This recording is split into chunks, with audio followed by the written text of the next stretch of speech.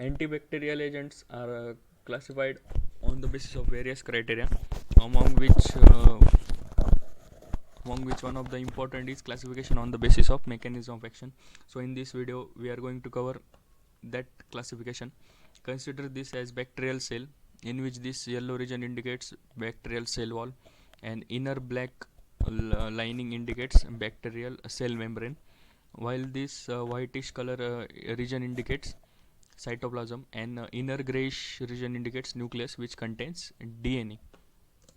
So first class of drugs are cell wall inhibitors, means they inhibits this yellow region, in which drugs are beta lactams. Beta lactams further classified into various types like penicillin, cephalosporin, and monobactam.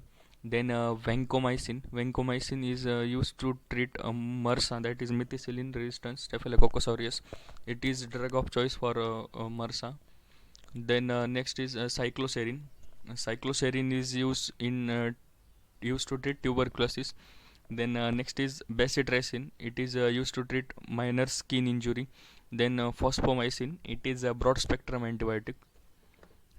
So this first was about cell wall inhibitor, and next is the membrane which inhibits a cell membrane or makes injury to cell membrane, under which drugs are polymyxin B, colistin, daptomycin. Then in previous video we have discussed about resistance. So in that we have covered bacterial cell undergoes certain metabolism to form folic acid. This folic acid further helps to in synthesis of DNA.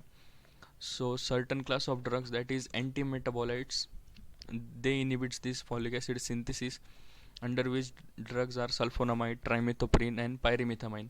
The combination of sulfonamide and pyrimethamine is used to treat malaria, and sulfomethazole and trimethoprim combination is known as cotrimoxazole.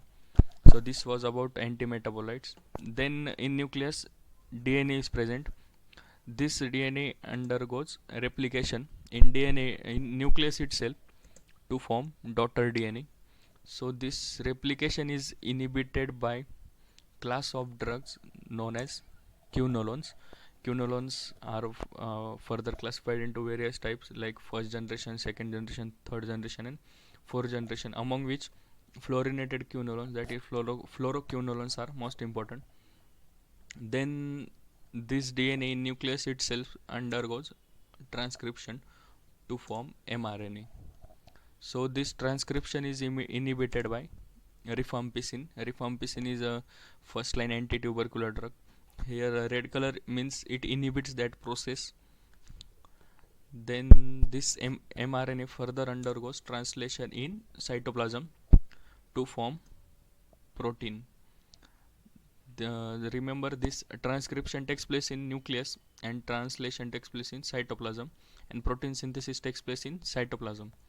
And this protein synthesis is inhibited by chloramphenicol, erythromycin, tetracycline, and streptomycin. So this was all about classification on the basis of mechanism of action.